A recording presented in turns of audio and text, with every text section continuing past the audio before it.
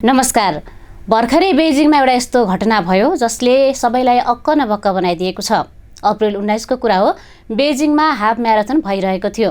एकातिर 12,000 मान्छेहरू पसिना निकाल्दै दौडिरहेका थिए, अर्कोतिर चाहिँ 300 वटा ह्युमनोइड अर्थात् मानिसको स्वरूप भएका रोबोटहरू पनि ट्र्याकमा उत्रिरहेका थिए।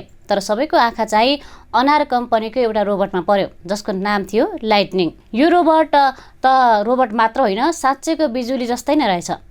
यसले 21 किलोमिटरको दूरी मात्र 50 मिनेट 26 सेकेन्डमा पुरा गरेर नयाँ रेकर्ड राखिदियो। अब तपाईहरू सोच्दै हुनुहोला यसमा के छ यस्तो ठुलो कुरा भनेर।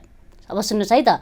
अहिलेसम्म मान्छेले बनाएको विश्व कीर्तिमान 57 मिनेट 20 सेकेन्डको मात्रै छ भनेपछि यो रोबोटले त मान्छेभन्दा झन्डै 7 मिनेट छिटो दौडेर तहल्का पिट्यो।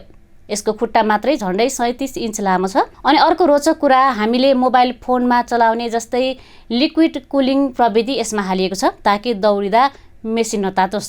अचम्मको अर्को कुरा के छ भने पोहोर सालको दौडमा सोही दूरी पार गर्न यस्तै रोबोटलाई 2 घण्टा 40 मिनेट लागेको थियो। एकै वर्षमा रोबोटहरू यति छिटो भएछन् कि अब त मान्छेलाई नै मात दिने भए। हुन त टेस्लाका एलन मस्कदेखि ठुला कम्पनीहरू यस्तो रोबोट बनाउन अर्बौं डलर खर्च गरिरहेका छन्। अब भोलिका दिनमा हाम्रै घर र अफिसमा यस्तो रोबोटले काम गरिरहेको देखियो भने अचम्म नमाने हुन्छ।